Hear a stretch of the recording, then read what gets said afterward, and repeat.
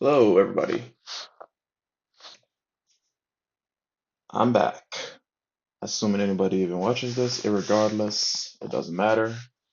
This is more of a personal monologue and a reflection of some things in my life and my understandings, or more specifically, the understandings graced upon me by the divine, which, as the divine, is the source of understanding. Today's topic is about God, hence the title Man in the Sky. And more specifically, I want to go at the very concept of a man sitting in the sky deciding good and evil and how to judge people after they die, because I think this is one of the biggest unfortunate, how do I say this, limiting factors as to the true capacity of the divine and how blinding illusion this illusion has really become, because, well, times are getting crazier and people are finding, I would say, understandably and reasonably more direct, or at least tangible, how do I say this, reasons to attach onto, their daily lives a hope for tomorrow than a man in the sky who may or may not exist. And the reason why I think that's important as such is primarily because, well, I want to explain my own journey from how my understanding of who God is ultimately arrived at the pointless nature of trying to understand what God is, but not in a defeatist mentality, but rather the ultimate surrender in the face of the divine, where one must be humbled in realizing that to truly recognize God, you must admit that you cannot recognize God. Rather, He allows you to understand how ignorant you are. And from there is the beginning of wisdom. So, before we begin, welcome to the channel. I don't really do much here. It's just personal dialogues, thoughts I have to myself. Honestly, it's more of a way for me to vent than anything else. And, you know,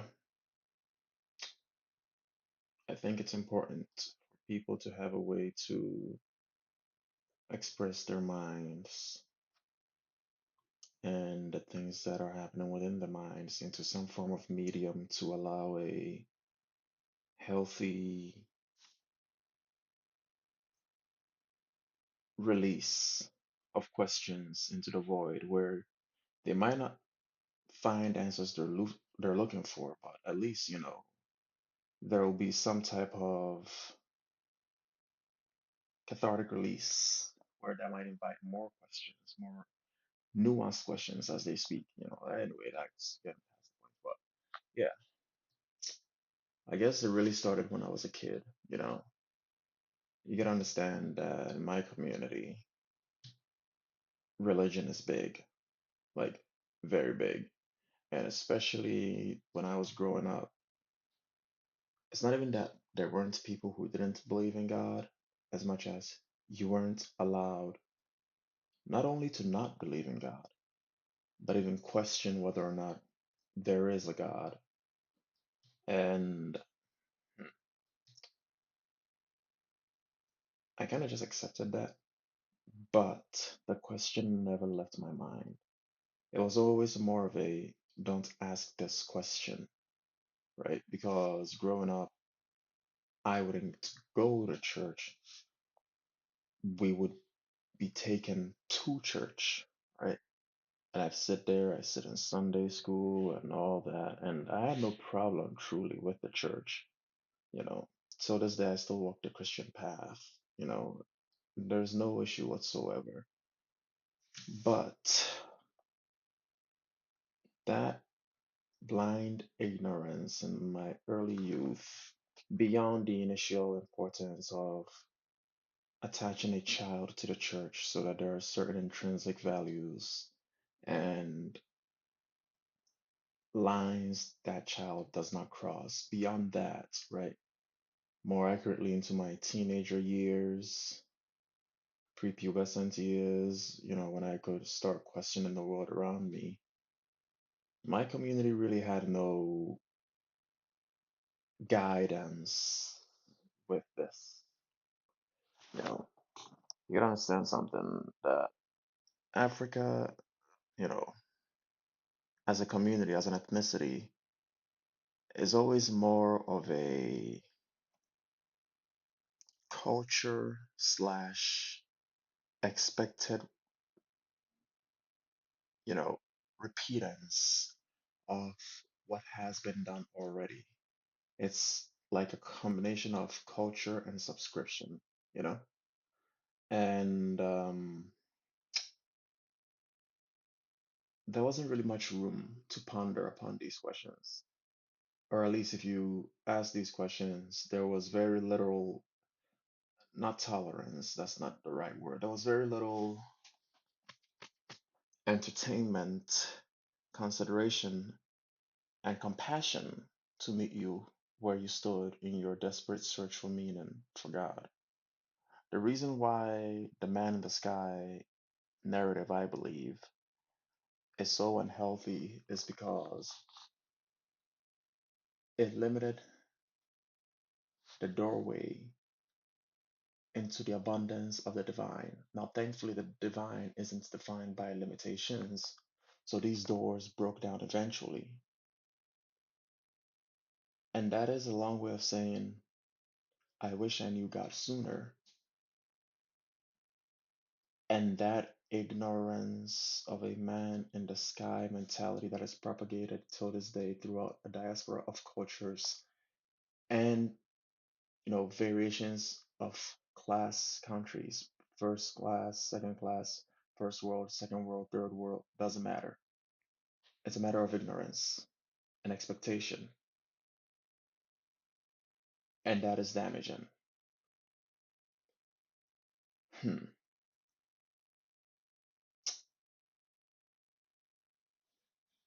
As such, there wasn't really much room, and it really metastasized in my grade school era, where during Sundays we would be sent. This was back when I was in boarding school. We would be, you know, going to church, but then we would have a hour, maybe two-ish, video watching thing where we would like watch this pastor preach, and we were kids, you know, like never mind the fact that we're hungry, never mind the fact that it's a Sunday, never mind the fact that, the tumultuous happenings of life to little children as they're in a boarding school. Never mind all that. You were just supposed to show up, dress, and sit through all of it. And you know what? All right, fair. But there were also those of us who would purposely find ways to hide, sneak, or just avoid the whole affair. And even speaking on it now, why is that? Well, simple. Why would you force anybody to be somewhere they don't want to be, even if it's for their own good? Isn't free will a part of faith? You know, I know this whole video is a bit all around the place, but once again, there's an internal monologue. It's not a, or internal dialogue, as I suppose is the proper grammar here, but yeah, it's not a scripted format, so back to the topic. This wasn't something strange, and I think I partook in that, where I would, avoid going to church some way, somehow. And when, When I had the opportunity to go back to the church for the early years of my teenage life, I still didn't. I still didn't. A multitude of excuses. But realistically, the main reason why was I was just not interested. I could be doing literally anything else, and I wasn't interested in sacrificing time, joy, pleasure, you know, happiness, ecstasy. I just didn't want to bother with it. But that question still annoyed me, and it was still in my mind. And through the mess of a life that I've lived and where I am today, I think I would like to share some core principles to destroy the idea of a man in the sky so that we can actually begin to appreciate how grand God's love actually is and how self defeating and limiting our perspective of some arbiter who sits on top of the clouds, watching everything going on, but chooses to do either nothing or chooses to reward some people who really don't deserve it. Now, to be clear, this doesn't mean God couldn't be a man sitting in the clouds. And that's the nature of divinity, right? That's the problem where it's like you don't know. Your assumptions of a logical pattern, some kind of sequence of ways in which the divine must operate for it to make sense to you is ultimately futile because that would suggest that that the divine is somehow limited and or obligated to comply to fit the mold of your perspective, no matter how biased and personal that may be. We all have biased perspectives, we all have biased experiences.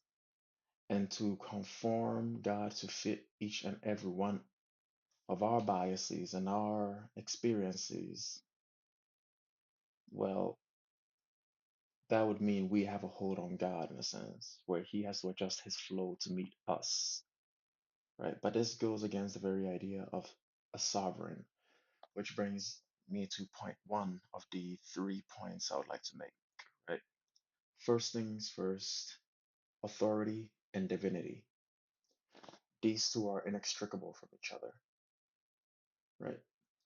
Authority and divinity is the fundamental basic minimums, I'm not sure that's the word. Basic minimum requirements.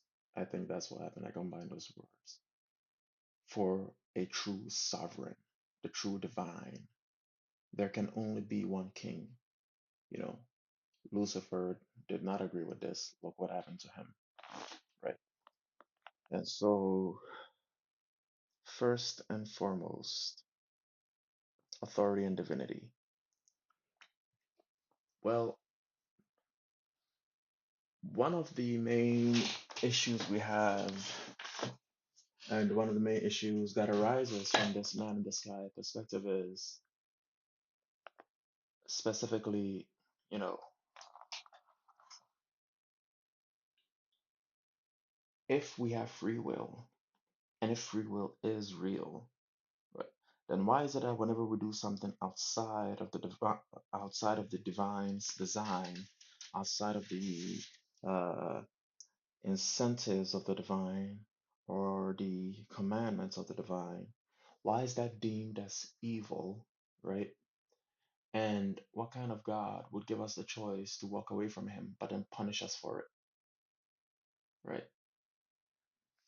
And here's something I found out through multiple trials of life, and I'm certainly not the one, I'm not some original pioneer for this ideology, nor am I the first person to experience this life with these lessons, as I'm sure many others will be able to relate to. But free will doesn't mean the ability to do whatever you want, right?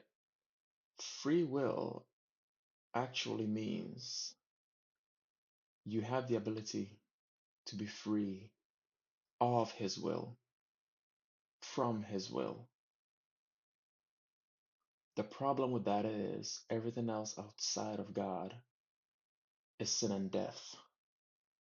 Because you see, the biblical analogy, especially from the Proto-Evangelium, if we observe it, goes like this, right? The first real, let's say, initiator of the separation is pride. Lucifer wanting to stand next to or even above God on his throne, you know, initiated the war in heaven. Lucifer then tempted the woman, who then tempted the man, and then the man blamed the woman when God came to question. And then, long story short, pride is the father of sin. And people often think sin is evil. No, sin and evil are two separate things, right? Sin is the separation from God. Because if God is good, God is true, God is love, God is life, God is happiness, God is eternity, God is power, God is strength, God is potential in the form of the formless, related to chaos, which is proof of his existence. That's a later topic. But if God is, then God is not defined by what he isn't, because God simply is, right? He is good. He is peace. He is sovereignty. His existence is not defined by the necessity of evil to exist or the lack thereof. So, how does this tie to the concept of authority and divinity? And what I'm talking about? Well, it was pride, and then it was sin, which is separation from God. And then from sin, right, came death, because everything away from God dies. And then from death came fear. And then from fear came all the evils of the world, right? And this is important because the ability to be in charge of something, or the ability to control something, doesn't actually mean authority, right? I'll give you an analogy. Would you say, let's say, the government of the United States of America has authority over the land? Well, it is recognized as the authority of the land. An important distinction, yes. But at the same time, even if they were to bring, the hammer down on everybody, even if they were to go full on tyrant mode, you know, that's not authority, that's control. Government isn't defined by authority. It is legitimized, all of its authority, by the recognition of the people. However, the main operating method of a government and what it's defined by is not authority, it's control. More specifically, control established by the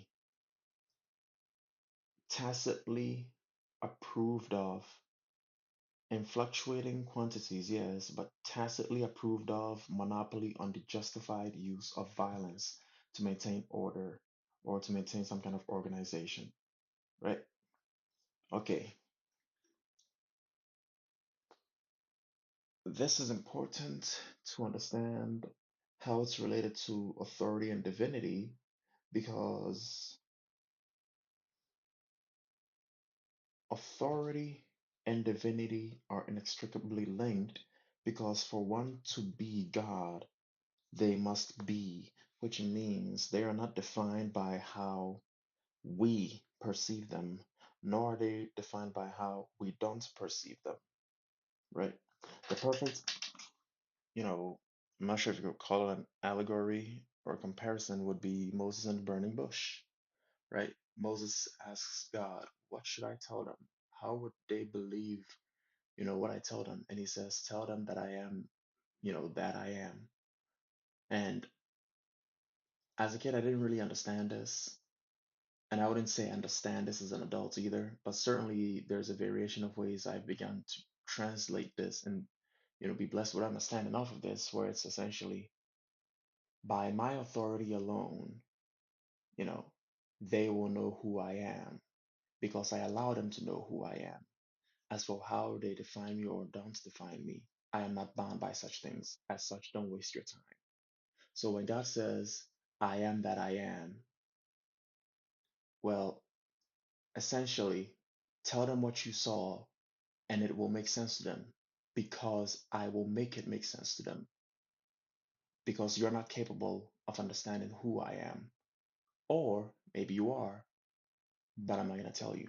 Or maybe I will, hence the nature of divinity. God does not owe us a single thing. Thankfully, he does clarify either in the book of James or Proverbs that he is a God of understanding, not confusion. So he actually goes out of his way to make sure we can at least have easier time making sense, you know, understanding some parts of his nature. Most importantly is love. And love doesn't thrive in confusion. Like, not because love isn't able to thrive in confusion, but thankfully the primary way God, shows his love through us is through sacrifice and, understanding and patience. Lots and lots of patience. Uh yeah, you know, uh essentially how it ties down to divinity and authority is the first crack in the man in the sky model is the fact that yes, there can only be one king, but he doesn't owe us a manual. It's like look at the prophet Elijah, right? He wasn't in the lightning bolts, he wasn't in the earthquakes, he wasn't in the storms, but God said, here I am with a still small voice, right? And look at what happened with Jonah. The most, let's say, vile, brutish, sinful people, right? They changed because after Jonah didn't want to prophesy initially, he finally submitted. He went and he prophesied, and then they changed. So the divine authority isn't defined by our, and I do mean this, our expectation on and understanding of who God is supposed to be, because God simply is, right? And this actually brings me to part two, right? The second point that cracks the man in the sky model is chaos, right? When we grow up, we think chaos equals destruction, chaos equals evil, right? But chaos, and this is gonna be so contradictory, but like by its nature, which also doesn't mean its nature and means its nature, because of its state of indeterminate state, chaos is potential, potentia, power, right? And if God is power, then maybe God, you know, is actually visible through the chaos, not in spite of it, right? But here's the thing, chaos doesn't have to mean destructive, right? But it can. But chaos can also bring courage, right? Think of the firefighter running into a burning building, saving people he's never met before until that moment. Yeah, sure, it's his job, but it's very unnatural to like run into a burning building to save people you've never met. you'll probably never meet after the fact. And you'll move on with your life and save a couple people more. You don't think about it, you know? Or maybe you do. Either way, well, it's not very logical, right? And yeah, I know I keep saying a lot of ums and uhs. Please bear with me. The point I'm trying to make is chaos is how God is shown to us, not by necessarily what he does, but also what he doesn't do, and the constant reminder that he could, right? Because the thing about chaos is, right, for example, we have this, often childish expectation that, and honestly, personally, this is childish for me, but there are people who have legitimately, made the observation that I think Malcolm X said too many bad things happen to too many good people for God to be real. Later on, he explored the Muslim path. But long story short,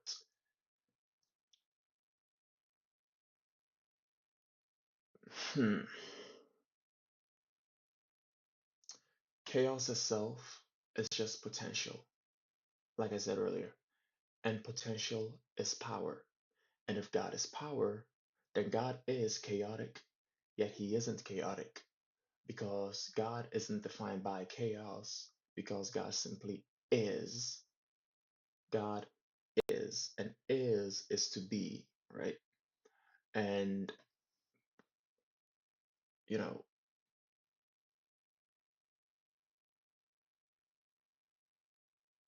chaos by its very definition can't be defined, and God, I, this is very difficult to put into words, but I'll give you an example, right? Okay, chaos and destruction, right? Okay, fine. This is easier to comprehend. Chaos, destruction. This is very easy to comprehend. Okay, what about evil and structure? Oh, yes, this is definitely relatable, right? This is very relatable, especially in our contemporary world, right? We need to understand that it is absolutely possible to have a completely organized, uh, you know, fluid, dynamic, efficient, um, wasteless, and prosperous government and system and still be absolutely evil. You see, structure and organization does not inherently promise or mean any moral leaning whatsoever. You can't blame a high performance engine for doing its job very well by saying this is a good engine, by like its nature of its morality rather the nature of its performance, right? So to attach performance metrics to something as mechanical as the state, you know, is one thing, but to attach moral metrics upon the state and measure it by mechanical performance is also kind of pointless because, as we just said, you can have a very efficient, effective state that is very effective at doing everything that proper governments should be doing and still be absolutely morally vile, right? The same can apply where you can have a disorganized, chaotic, rampant, rambunctious, unpredictable, neurotic mess of a situation and have good rise out of it, right? The Chinese man who stood in front of the tanks. What drives a person to do that? What drives a person to actually put their lives on the line for something that obviously is gonna end badly. And I'm pretty sure he got run over. I'm not sure, but that's the thing, right? It's like, okay, here's another one.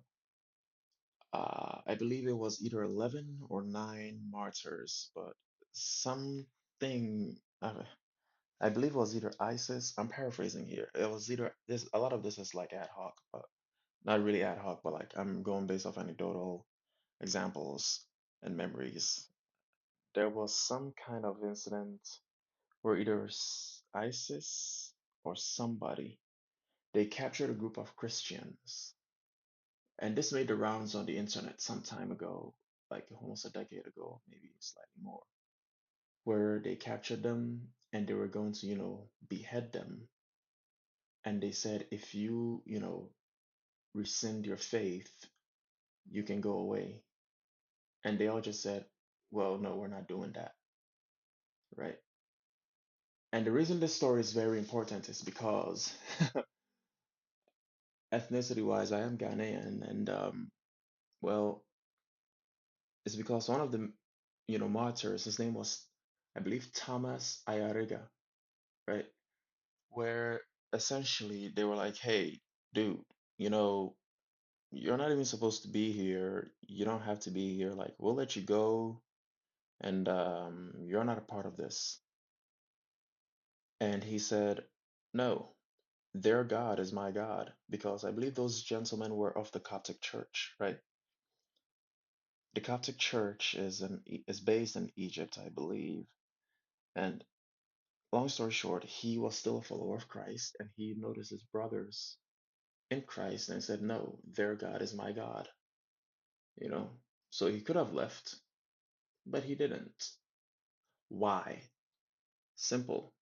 Because in that moment, I don't believe it was Thomas acting. I believe eternity himself showed Thomas that you are here and you will die and you will live forever. You see how chaotic that is? This is the thing about the Christian faith that always kind of astounded me, where it's like, you're going to go through the world, you will suffer, and you will die, and you will live forever, which is so wild because every other religion, always says this, that, that, and it usually tracks, right? Is it this because of that, and this as a result of that, and so this, that, right? There's a clear chain of events, there's a clear structure, there's a clear reward that makes sense, right? Be it power, be it money, be it sensual experiences. There's some kind of tangible reward that makes sense. But in the Christian faith, the reward is Christ. What do I mean by this? Because, well, let me clarify. God, as we've discussed many times, is good, right? So whenever you say good, you're mentioning God. Whenever you're saying God, you're mentioning good. The same applies to everything. Well, and the same applies to every good that exists, specifically eternity. Yes, God is eternity, right? Faith, God is faith. Hope, God is hope. Love, God is love. Mercy, God is mercy. Forgiveness, God is forgiveness. Peace, God is peace. Courage, God is courage. These aren't aspects of God. These aren't traits of God. This is the nature of God because this is who God is, right? And the reason it ties directly to this is because when one sees the face of eternity, no trial, no challenge in the face of the world can convince him that the trials they face in that moment is greater than the life beyond this. And that, I hope, at least cracks the illusion of the man in the sky mentality. Because what it is with the man in the sky mentality projects God as beyond us, where, yeah, sure, he's beyond us, but more specifically, he's away from us. He's not close. He's not personal. He's not in here, in the mess and the filth with us. But through chaos, we know he is here with us. What kind of God would actually come down here in the form of man and live with his creations and then be humiliated by his creations, spat upon, hit, pierced, and hoisted up upon a cross?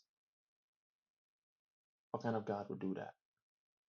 Why doesn't he just end everything? Start over again. We wouldn't know. And here's the thing, right? Here's the thing. Why then, despite doing all that, coming down here and living with us, why then does this God, right, then allow evil things to keep happening? Because Jesus Christ clarifies that it is not something God prefers that, bad things should happen to the innocent, which means he's aware of it. And sometimes he helps, but a lot of the times that we see, he doesn't. And here's the key point: a lot of times that we see. So it could be he is helping that we don't see, but either way, why doesn't he just change things? Why doesn't he just stop things? It ties back to chaos, and it ties back to what we discussed earlier about authority and divinity, perspective, right? What we see is not what defines the nature of God, right? Because chaos intrinsically is not good, nor is it evil. Chaos is just potential.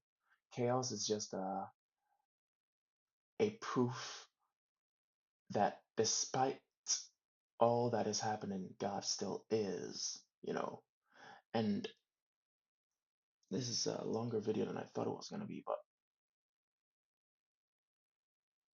the reason chaos destroys the man in the sky illusion is because if there were a man in the sky who saw all the evils of the world, but then waited for us to die before passing judgment and did nothing, or didn't do the most he could, that wouldn't be a good God. That would be a very selective God, right? But chaos shows that, hey, never forget what you think makes sense. I allow that. So don't waste your.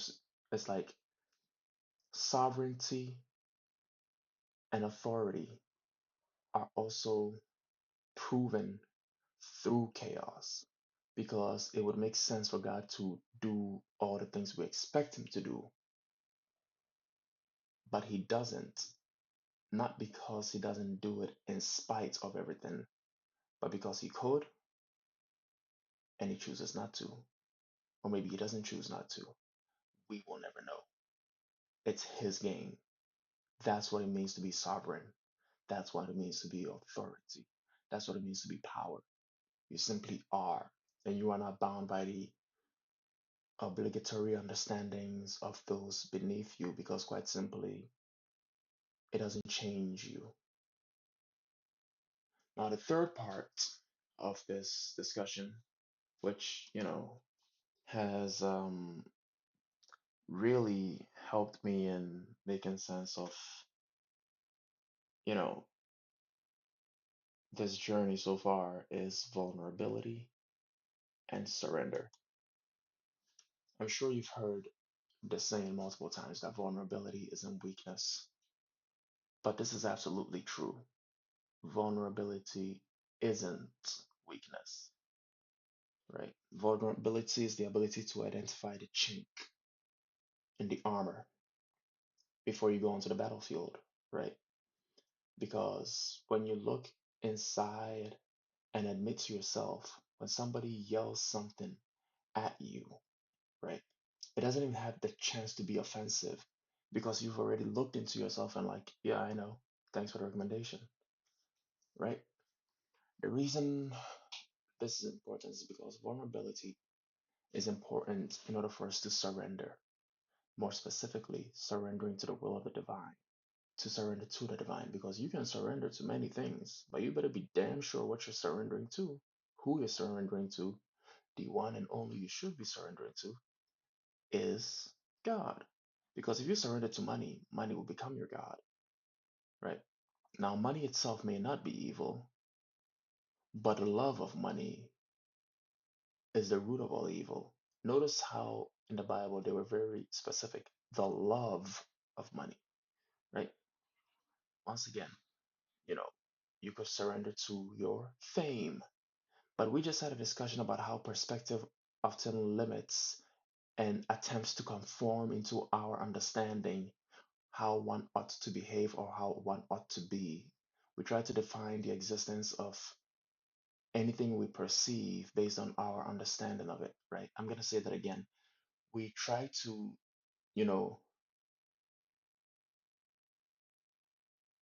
control or define what we perceive based on how we understand it, right? We try to define God based on how we understand God. We try to define our family, our friends, our country, our this, that, based on how we perceive these things.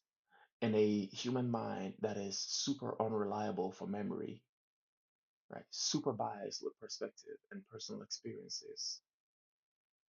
Yeah, kind of pointless. But here's why vulnerability and surrender is so important, because vulnerability and surrender reset us back to humility. Because the thing about humility is it's the dying point of pride. I was watching a very interesting video the other day and it says there's only one place pride dies, in the ground, you know, getting on your knees saying, I don't have the answers. I don't know what to do. I am not the master of my own fate. I am not in control of my own destiny. I am not in control of my own life. I am not in control of my own home. I am not in control of my own body. I am not in control of my own mind. I'm not in control of my own spirit. I'm not in control of this, that. When you know what you're not in control of, it becomes easier to identify what's competing with you in control. Because if the center of your household is the divine and most high, buddy, God isn't getting kicked out of the house. You simply let others in and ignored the main host of the house. That's all that happened. And I believe Jesus Christ gave a parable where he says if a man, has a demon banished from him and he doesn't maintain his faith in God, that demon then returns worse than ever with even worse demons, right? So vulnerability and surrender is this. Before this video gets too long, it becomes an hour. I mean, it's 43-ish minutes already. Vulnerability and surrender also destroy the man in the sky illusion, because through vulnerability and surrender, we open ourselves to the multitude chaotic ways through which, or even orderly ways, through which the divine may intercede and,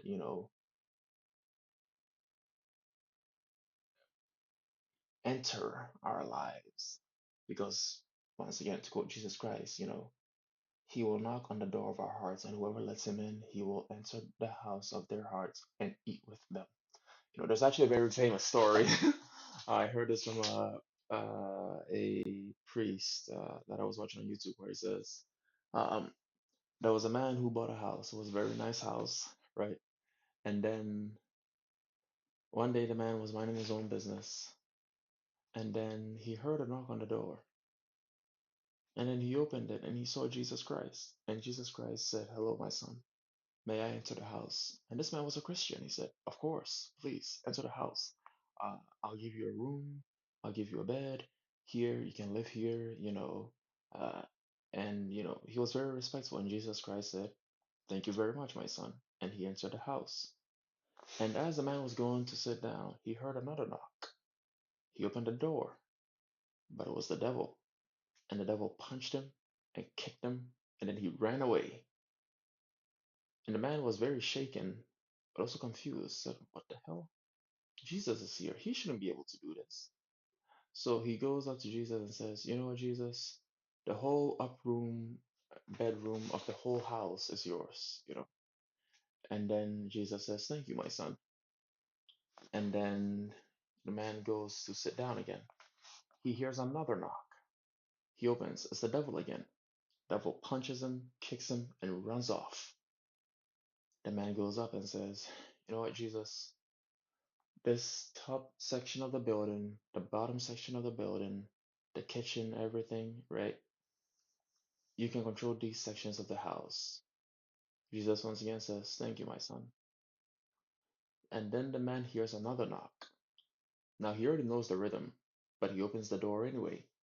Sure enough, it's the devil. He punches him, kicks him, and runs off again.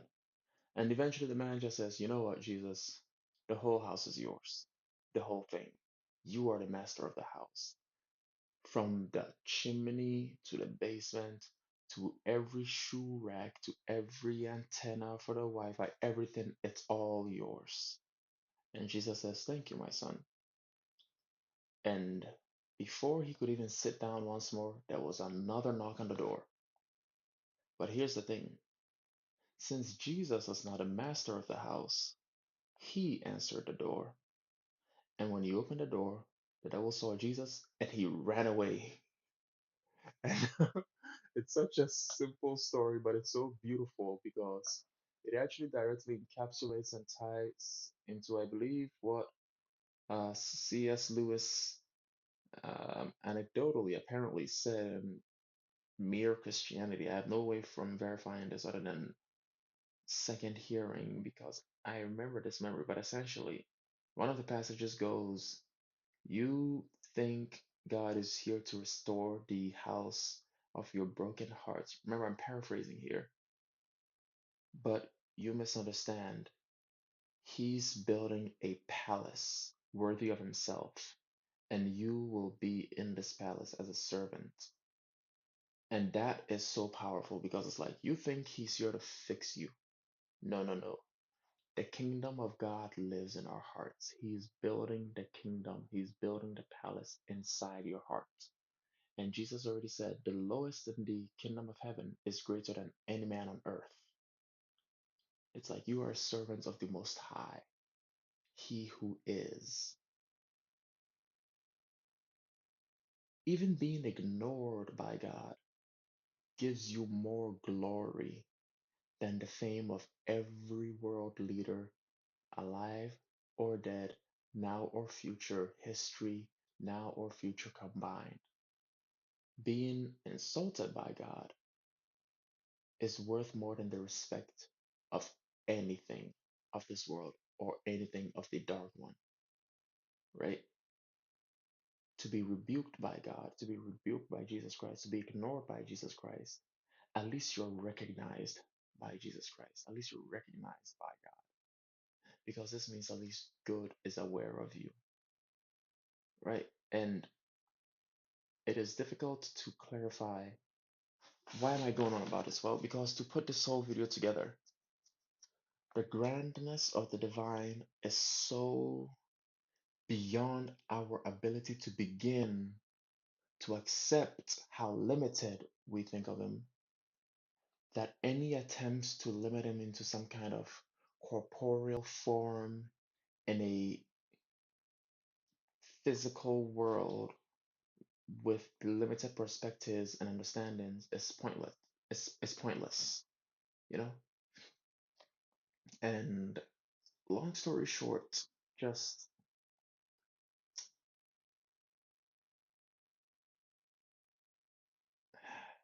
how do I say this?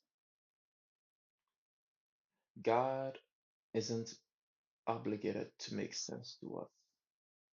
He chooses to make sense to us. We choose not to not even not to make sense of God, but we choose not to subscribe to the understanding because it doesn't fit our perspectives. And I will know this. You know, I actually walked away from the church for a very long time, and that's a different story for another day. But ultimately, it came down to what you think you know is simply what you've allowed yourself to know because of what has happened to you, how you grew up, and how you have been designed to see things.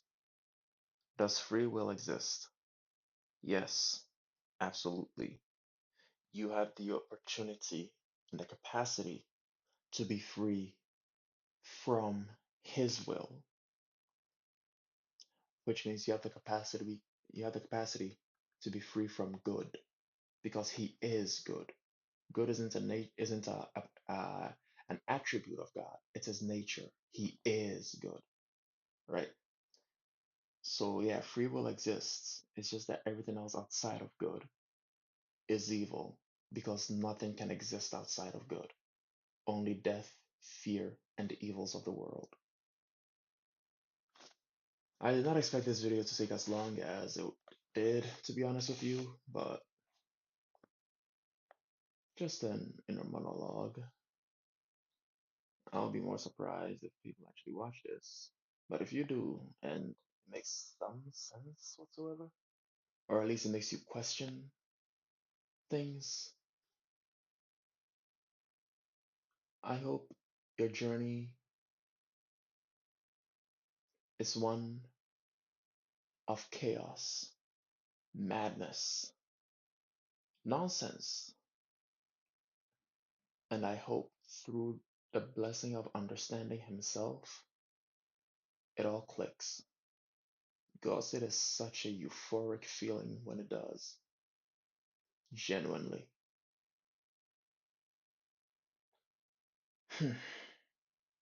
That's enough though for today. Think I'll make a different video, but for now, I think I got everything off my chest. Take care, everybody. Hug your loved ones, and remember, all of this, all of it, can't compare to home. Take care.